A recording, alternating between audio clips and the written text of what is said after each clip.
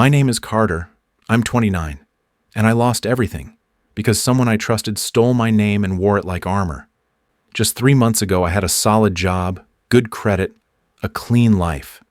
Then came the collections notice for a Maserati I'd never seen in a city I'd never been to. At first, I laughed, thought it was spam. But when my bank locked me out, my email vanished and 3 credit cards appeared in my name. The nightmare began. I traced the digital rot to one place, Jamie's address, my cousin, my brother in everything but blood, the same guy I once lent $5,000 to without a second thought. And when I called him, he laughed, said, "If you knew how to use your identity, I wouldn't have had to. If you think I let that slide, think again. Before I take you inside the takedown that shook him to his core, hit like, subscribe, and tell me in the comments, how would you fight back? Let me show you how I did. Let's go back to the day it all began." I got a collections notice for a Maserati I'd never seen, registered in a city I'd never visited, and somehow it was under my name. At first I thought it was a scam, one of those phishing letters designed to scare you into calling a fake number. But when I checked my credit report, everything collapsed. My credit score had plummeted almost 200 points overnight. 3 new cards had been opened in my name, a personal loan, a luxury lease, all active, all unpaid. My bank account, locked. My email, hacked. I couldn't access anything, not my statements, not my identity verification, not even the customer support lines. One by one, the doors of my financial life slammed shut, and I was left outside in the cold with nothing but questions. I tried to trace the damage. Hours of digging through automated voice systems, recovering accounts, and verifying phone numbers. That's when I saw it. An address I recognized but hadn't visited in over a year. Jamie's place. My cousin. The same cousin who used to crash on my couch when his startup tanked. The same cousin who borrowed $5,000 from me with a handshake and a "you'll get it back with interest." Jamie, with the slick smile and hollow promises. He hadn't just stolen my money. He had stolen my name and used it like a skeleton key to unlock a world I didn't even know existed. I called him. He picked up on the second ring, chipper as ever. I told him what I found. The cards, the accounts, the lease, the Maserati. He didn't deny it. He didn't apologize. He laughed. "You know," he said, his voice smooth like snake oil, "if you knew how to leverage your own identity, I wouldn't have had to do it for you." I stood there in silence, phone pressed to my ear, fingers trembling, not from fear but from the rage boiling beneath my skin. I didn't hang up. I didn't scream. I just listened, let him finish his smug little monologue, and when he did, I said nothing at all, because I wasn't finished. Not even close. They didn't even ask for my side of the story. One HR email, one line. "We've decided to terminate your contract effective immediately due to pending financial flags in your background check." I stared at the screen, barely able to breathe. The same job I'd shown up to early, stayed late for, sacrificed birthdays and weekends to protect. Gone, just like that. No one asked what happened. No one cared that the man who destroyed me shared my last name, or used to. Jamie had already spun the narrative. By the time I reached out to friends for help, people I'd known for years, I got the same tone, the same awkward silence. One of them finally said it. "He told us you were spiraling, that you thought people were stealing your identity. We didn't know what to believe." They said it gently, like I was fragile, delusional, dangerous maybe. But not once did they ask if it was true. They dropped me, just like that, and never looked back. Rent notices piled up. My bank account remained frozen, my credit trashed. I sold what I could. My guitar, my tablet, even the watch my father gave me. Still not enough. The eviction notice came quietly, folded under the door like a final insult. I packed my life into 3 trash bags and walked out with no destination, no plan. For a while I bounced from friend to friend, but the couches got colder, the excuses sharper.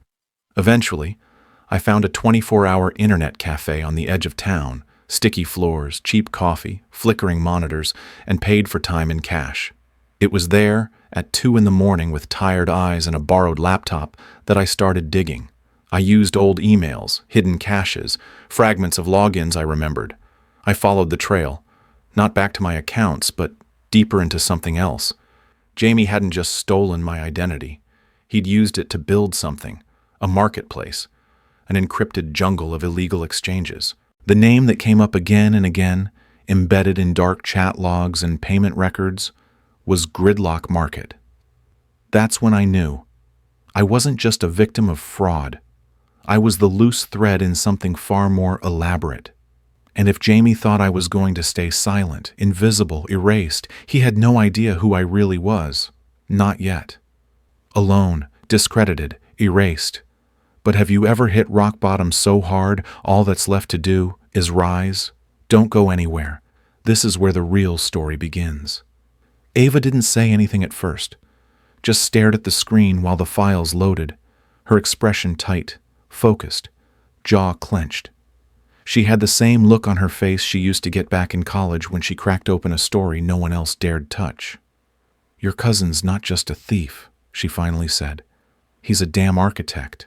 This isn't identity fraud, it's infrastructure."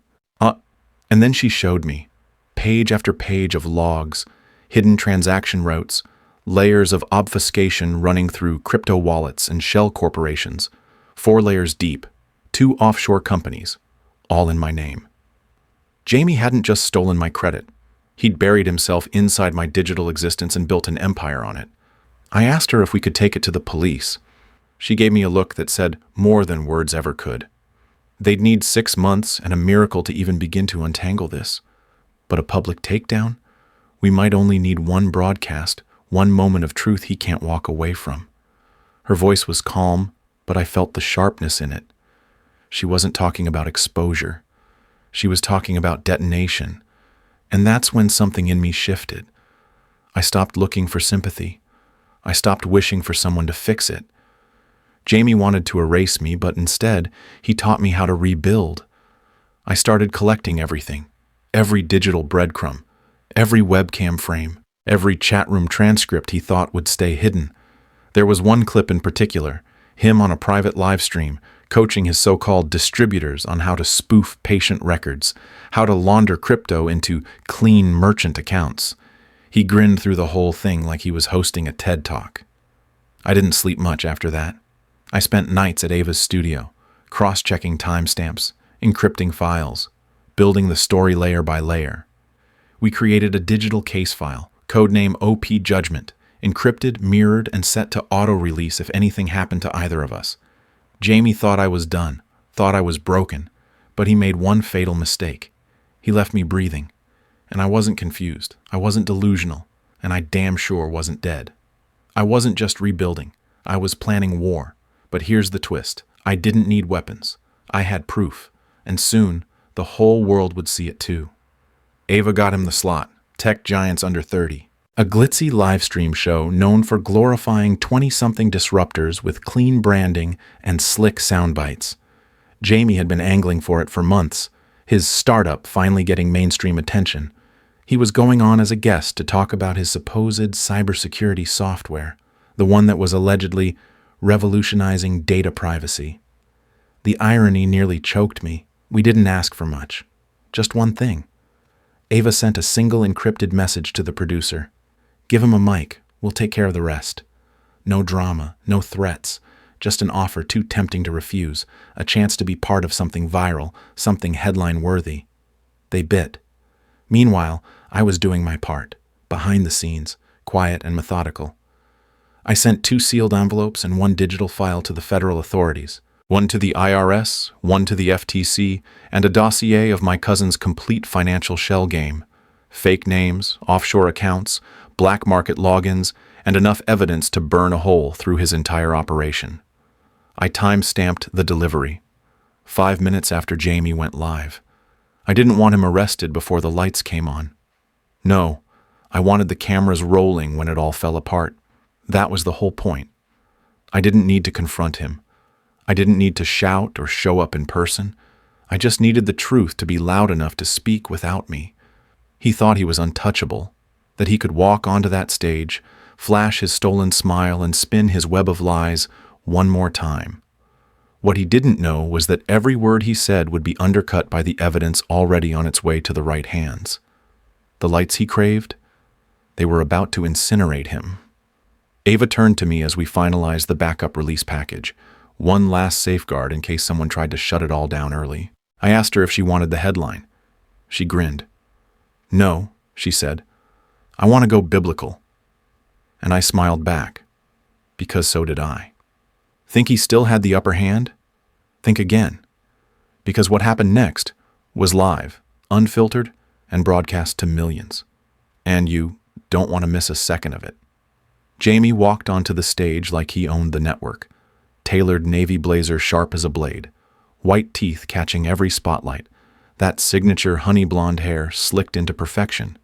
He shook hands with the host like a man who'd already rehearsed his future.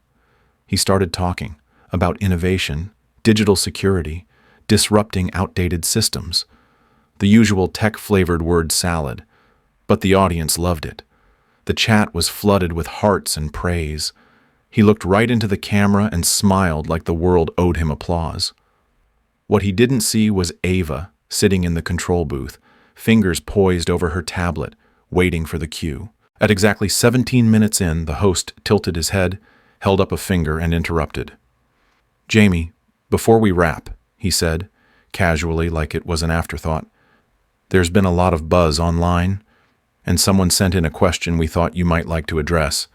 Would you mind telling us about the $300,000 payment from the wallet labeled Grid Chain X1? Jamie froze mid-smile. For a second, he thought it was a joke. His eyes darted toward the crew, then back to the camera. But the host was already turning toward the giant LED screen behind them. And that's when the images started rolling. A forged business license with Jamie's signature.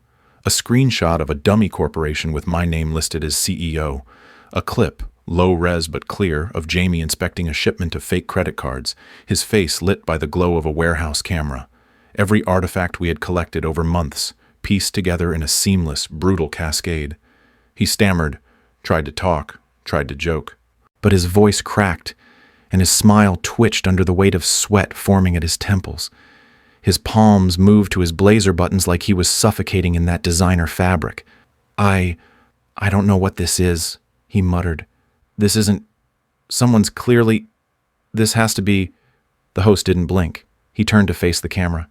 "Ladies and gentlemen, as we speak, both the Department of Financial Crimes and Homeland Security have confirmed an active investigation."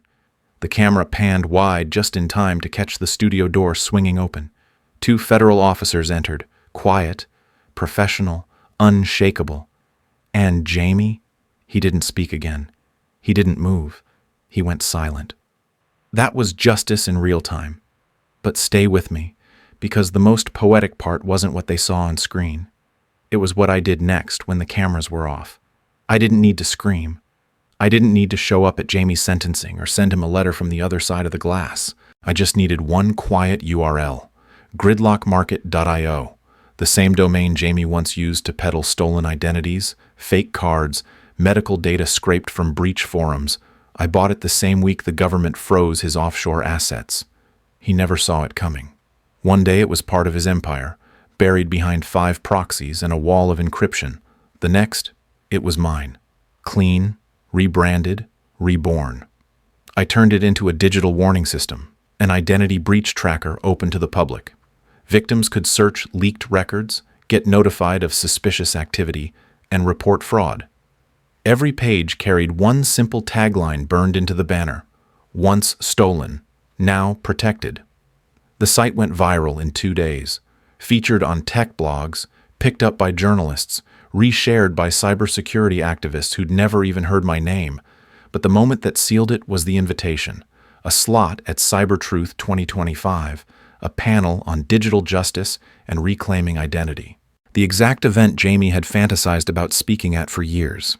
He used to talk about it like it was his future TED Talk, the final crown to his vision. He even faked a press kit once just to see how his name would look on the flyer. And now it was mine.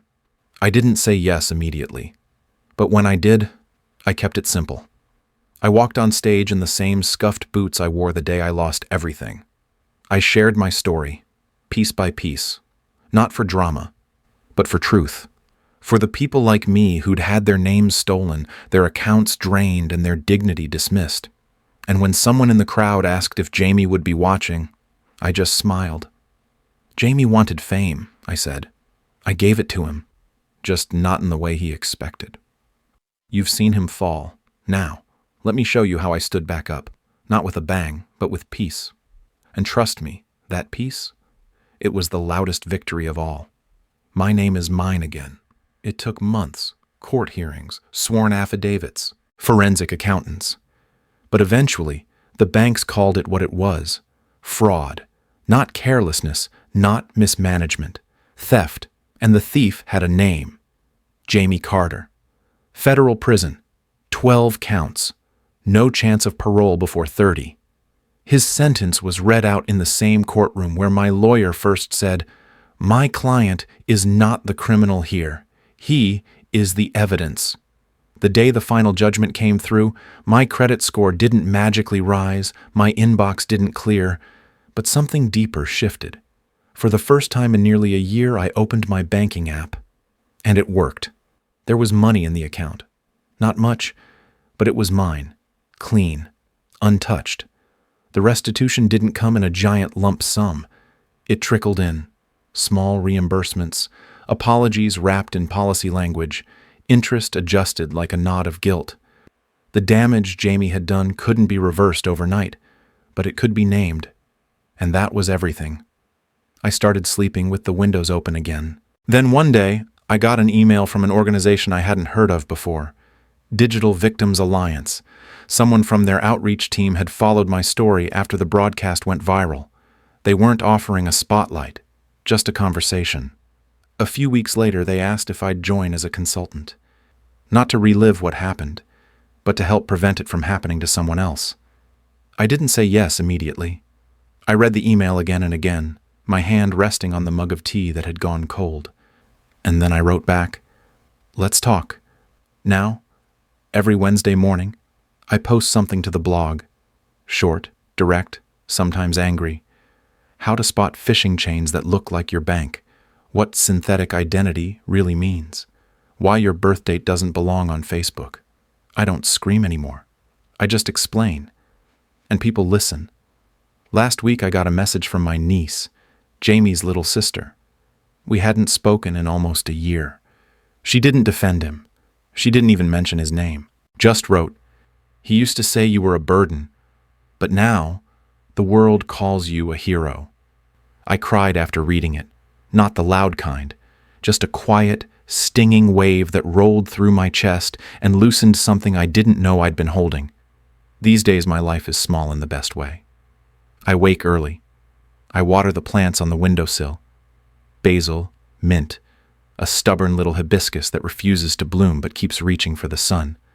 I cook meals that don't come from a can. I write reminders to myself on sticky notes and stick them to the fridge, not passwords, just words. Breathe. Stir gently. You are safe. Sometimes Ava comes over and we talk about everything and nothing. She still runs her channel, still hunts the stories no one else wants to touch. But with me, she doesn't ask for content. We sit with mugs of tea and a quiet understanding. She brings cinnamon bread. I make lentil stew. We don't talk about Jamie. There's a neighborhood kid who knocks on my door most Saturdays. His laptop always has a new virus, a dozen toolbars, games that eat memory like candy. I fix it anyway, teach him what a firewall does.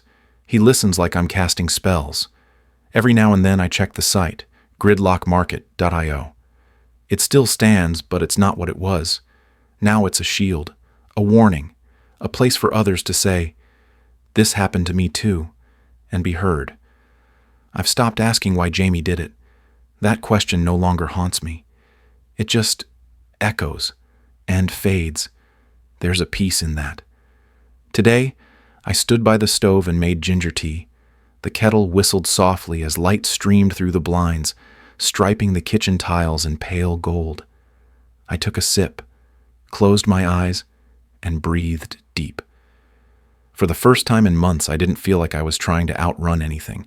I wasn't rebuilding a reputation or defending a name. I was just here, Whole, quiet, real, and that's enough. You might think that after all this, justice was done. But no. True justice is when your enemy is left with nothing, not even a voice. Are you ready to see what that looks like? Under the flickering fluorescent lights of a federal courtroom, Jamie Carter stood alone. No smug grin, no curated persona, just a Navy prison-issue jumpsuit where his tailored blazers used to be, and a silence so sharp it cut through the air like a blade. The sentence came down clean and steady.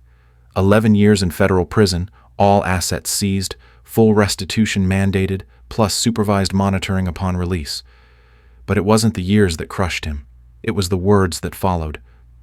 Mr. Carter has been identified as the architect behind one of the largest encrypted financial fraud systems in recent memory. His empire, once built on synthetic IDs and proxy wallets, was now laid bare in front of the world, stripped to its criminal bones. No press agent, no applause, just the shuffling of paperwork and the slow, deliberate sound of the gavel dropping. Final. In the days that followed, Jamie's social media presence disappeared, not gradually but surgically. Every platform he once dominated, his follower counts, influencer deals, startup blurbs, gone. A digital purge. Where there used to be filtered images of luxury retreats and TED-style captions about innovative disruption, now there were only news headlines. Cold. Brutal. The face behind Gridlock. Tech con man sentenced. From hacker to inmate. The rise and fall of Jamie Carter. Fraud king of the decade. They didn't call him a founder anymore. Just a thief with a Wi-Fi signal. His old circles reacted fast. Sponsors revoked statements. Partners deleted posts. A few friends tried to remain neutral for a day or two, liking innocuous updates, pretending silence meant loyalty. But silence has a shelf life. Eventually, his phone stopped lighting up. Texts unanswered. Voicemails undelivered. People unfollowed. Others blocked. Some even reported his remaining burner accounts as spam. In less than a week, he was digitally exiled. Not just imprisoned, but erased. His parents never came to visit. His sister told people at church she didn't have a brother. And at family gatherings, his name became a locked door no one touched. Even whispers avoided him. He had always craved attention. But now, all eyes had turned away. In prison, Jamie tried to barter his past for protection, told stories, flexed fake connections, spoke about crypto with the same cadence he used at startup expos. But jail doesn't care about your resume. In a place where truth is currency, his reputation meant nothing. He was just another number, another uniform, another liar who fell too hard for his own voice. Then one afternoon, as I was checking the mail, I found an envelope tucked between two pamphlets. No return address, just my name, scribbled in the familiar slant of someone who used to copy my handwriting as a prank. I didn't open it right away, just stared at it, turning it over in my hand. Eventually, I slit the seal with the edge of a spoon. Inside was one sheet of lined paper, no salutation, no apology, just a single sentence, underlined twice. "You ruined my life." I read it once, then again, folded it quietly, slid it into the drawer with expired coupons and dead batteries. I didn't write back. There was nothing to say. I imagine him sitting in that cell now, replaying everything. Not the crime, but the unraveling. The moment he realized he wasn't untouchable. That his cleverness wasn't infinite. That the cousin he mocked, manipulated, and tried to silence had more resilience than he ever measured. And that silence is his new companion. There's no court that can sentence you to shame, but shame finds its own way in. It clings to the edges of your name. It hollows out your echo. Jamie isn't haunted by what he lost. He's haunted by what remains. The knowledge that the empire he built collapsed not in a bang, but in a slow, public peeling of truth. That no one came to his defense. That even when he reached for pity, no one reached back. He always wanted to be famous. Now the only time people say his name is in cautionary tales. Revenge burns bright, but legacy glows long after the fire's gone. Stay with me, because the ending of this story is the beginning of something much bigger. In the weeks that followed Jamie's sentencing, I found myself in a strange kind of quiet. Not silence, but stillness. A steady, deliberate rhythm to each day. No alarms from the bank. No strangers calling to collect debts I never owed. No more watching over my shoulder for a betrayal dressed in family ties. It was just me now, and the question of what to do with the space left behind. Justice had been served. But justice alone doesn't rebuild trust or teach others how not to fall. So I started small, a name on a document, an idea scribbled in the margins of a worn notebook. The Sentry Fund, a nonprofit dedicated to protecting victims of tech-enabled crimes, identity theft, digital impersonation, deep scams. Not just legal help, but recovery, digital hygiene training, trauma counseling. I didn't want pity, I wanted infrastructure. I wanted to turn my scars into blueprints. I partnered with local schools, designing workshops that taught kids how to spot phishing attempts before they clicked, how to protect their digital footprints, how to say no to convenience in favor of security. I spoke in libraries and community centers, not as some hero, but as a former victim who refused to stay broken.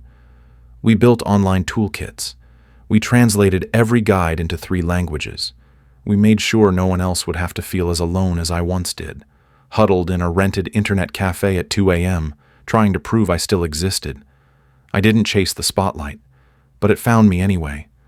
Sometimes in the form of a thank you email from a parent whose child had nearly been trapped by a scam. Sometimes in a whisper from someone who recognized me at a coffee shop and said, "You helped me reclaim my name."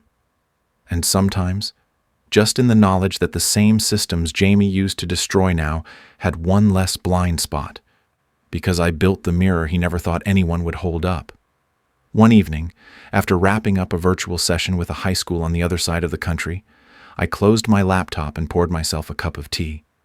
The sun was setting outside the window, casting warm amber light across the small apartment I now called home.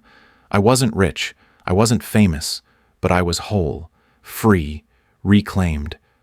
I opened the laptop again and pulled up the homepage of the Sentry Fund.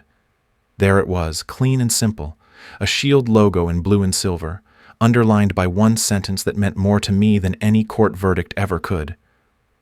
I used to be a victim. Now I'm the Firewall. That was the legacy I chose. Not revenge, not bitterness, but structure, resilience. Proof that what breaks you can also be the foundation for what protects others. Forgiveness doesn't mean inheritance. It doesn't mean welcoming back the people who tore you down. It means living in such a way that their absence no longer defines you. It means building something so strong, so steady, that even the memory of betrayal can't shake it loose. I didn't need to destroy Jamie's name any further. The world had done that on its own. What mattered now was what I was building, in the spaces where his lies used to live. The kettle clicked softly behind me. I reached for the cup, took a sip, and let the warmth settle in. Outside, a neighbor's kid rode by on a scooter, laughter trailing behind. The sky, streaked with the last blush of day, held no shadows anymore. I wasn't hiding. I wasn't healing. I was done. And I was just getting started. If my story meant something to you, if it made you feel seen or stronger or just not alone, drop a comment below and hit like and subscribe. There are more stories like this, stories that remind us no name is too broken to be rebuilt.